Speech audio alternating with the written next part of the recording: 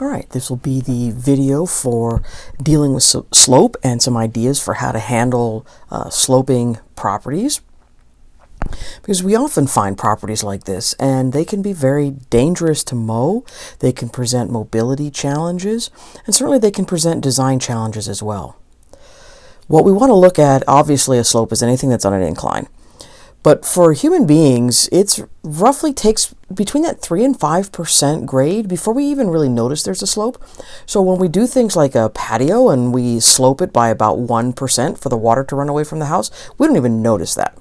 Greater than 5%, and they do become a little bit more difficult and challenging to work around and work with, and you have to think about how you're going to manage those sorts of things. Because they present some instability. They present some drainage issues. The downhill orientation, on the other hand, can actually be a good thing in terms of driving views, which is kind of nice. But we do have difficult footing. Building structures is probably going to be more difficult. But it's cool that it implies movement and action and change. So they're very vibrant areas. So here's like a simple 3D rendering of how some of that might look and some of the challenges that human beings might deal with when we're dealing with different slopes.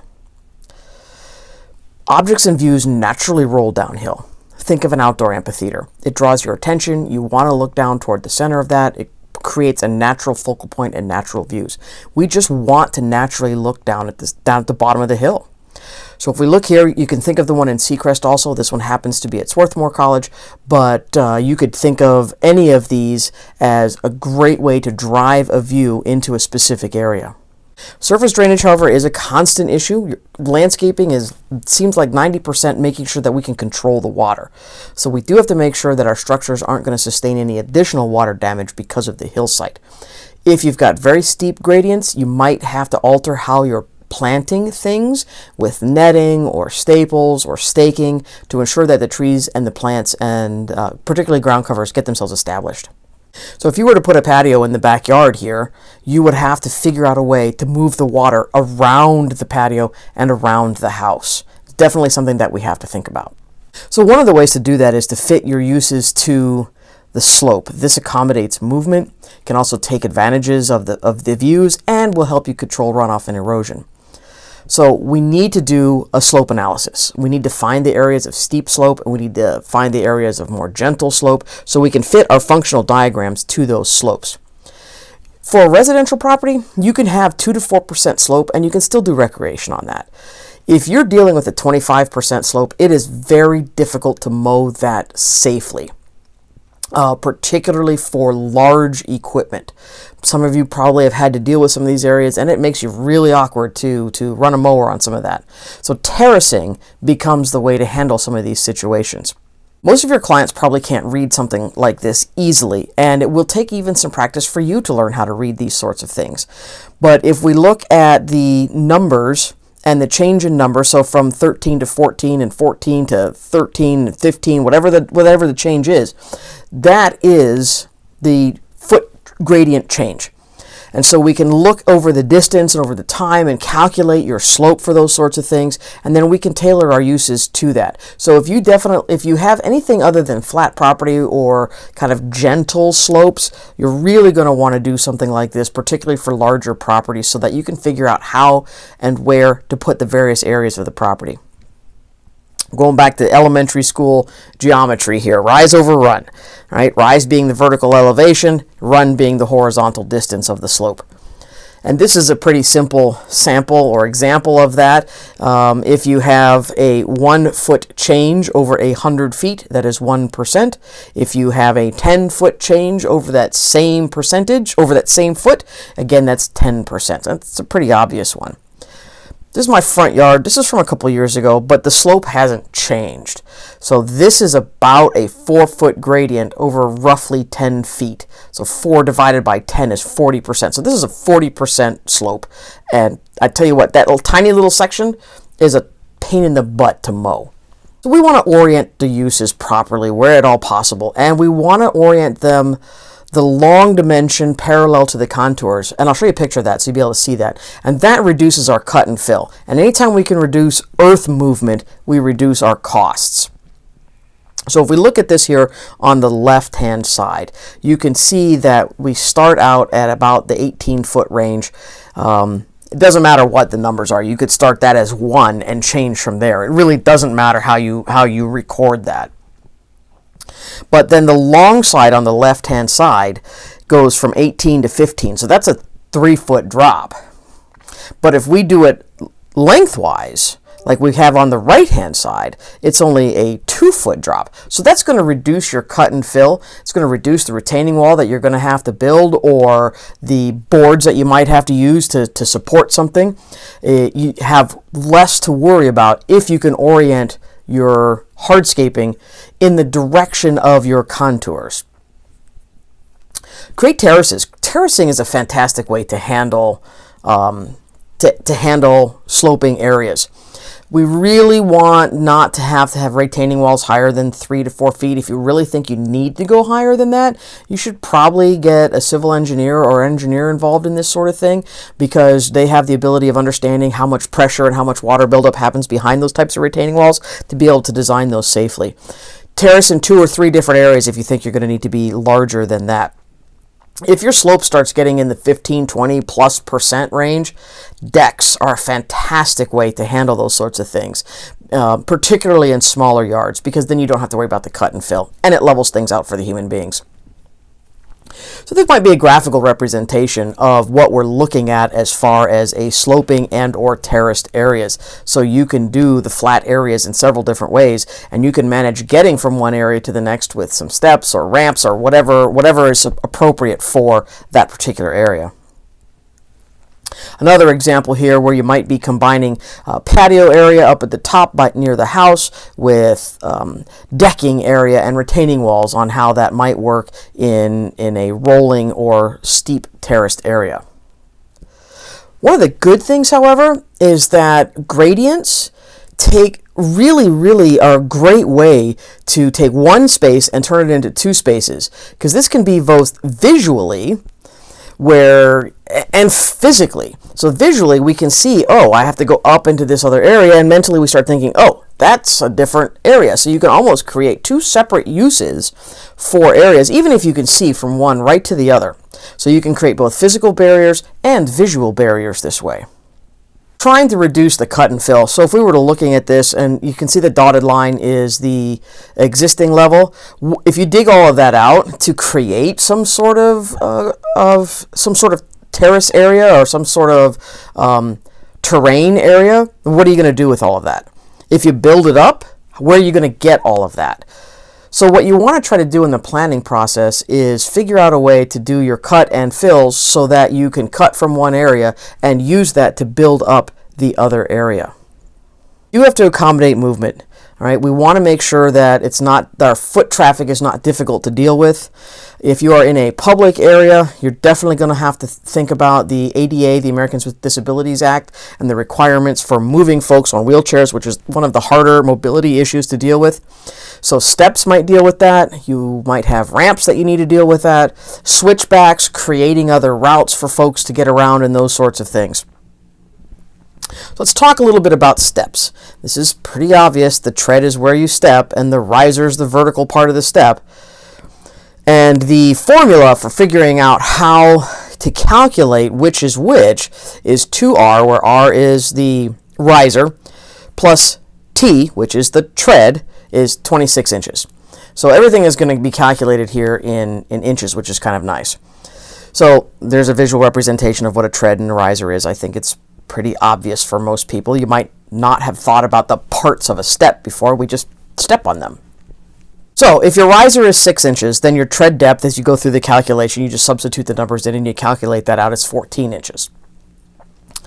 If your tread is to be 15 inches, then you calculate your riser height out as to about 5.5 inches. So depending upon whether you are thinking about the place where you step, or you're thinking about how high you have to step, that's going to dictate how you run that particular equation. These go hand in hand. So if you change one, the other has to change as well. And the reason we do this is because we have certain visual limitations for how we see and walk on stairs. The nice thing about all of this is there's a very limited set of numbers that you're going to be utilizing. It's not an infinite set. We want the risers between roughly 4 and about 6.5 inches. You don't want it smaller than that because then visually we don't normally see it and we trip on them.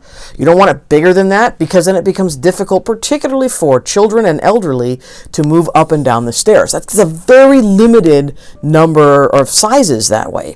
The same thing with the tread. You don't want it less than 12 inches. We've all walked on stairs that violate these rules and they suck. You really have to pay attention to them. Orientation to be 90 degrees to the direction of movement and avoiding angles and sharp corners. So let me show you some of that. Right? On the left hand top, the risers are uneven, and on the right hand top, the tread is uneven. Both of those are very difficult for us to manage when we are walking up and down stairs. The bottom portion of that is the ideal situation is on the far left, where you've got that 90-degree angle. We can do it where we have to make a sharp turn. In this case would be a left-hand turn. What you want to avoid is what's on the right, the very far right. What that looks like is it looks fantastic on paper. It doesn't usually work in practice. There are ways to violate these sorts of things, but what I want you to notice here is we've been given enough room and enough visual cues that there's a slight difference here. And notice, even though we have violated the tread portion of this with treads that are of different sizes, we have not violated the riser portion of this. And we've given enough color clues that somebody would be able to see the difference.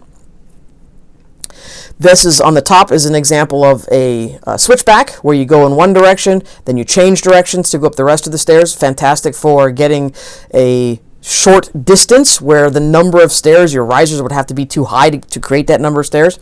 On the bottom one, that's just a nope. Don't do that. That's a recipe for disaster.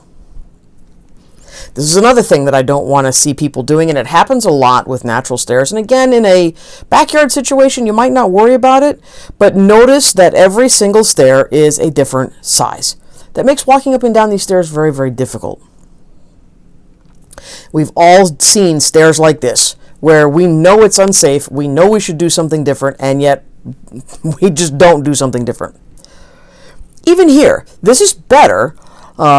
If this is a public landscape, it requires to have a railing on the stairs. It's a private landscape, you don't have to worry so much about that. But take a close look at the risers.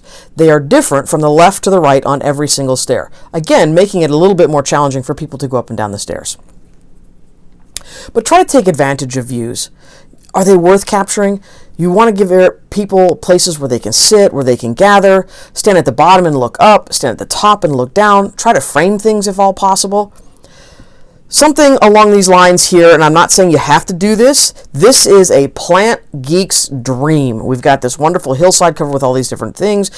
For other people, like, oh my goodness, this is just a 1970s wallpaper nightmare in terms of it being so busy. But what I want you to think about is, does it take advantage of the slope? You can think yes and you can think no. Either one. There's no right or wrong answer there. More of a visual representation of showing where the views are and where we're trying to give people views, and so how we're trying to design this to give people some views. The challenge we have is when we draw things, we're drawing from a bird's eye view, and slope is a three-dimensional thing. So you probably will want to do some very simple three-dimensional drawings for your clients, and we are going to talk about that to give them a rough idea of what this would look like in practice and on the ground. Again, this is just taking that bird's eye and converting it into a very simple three-dimensional drawing so that somebody could see what that is, because even as tough as we have reading those numbers along the side for topography, clients are probably going to have an even tougher time reading those sorts of things. So give them something to look at, because the looking down and looking out can create a sense of privacy, can create a sense of serenity. It's something that we like looking at. We like rolling terrain. It just is a lot more difficult to design with.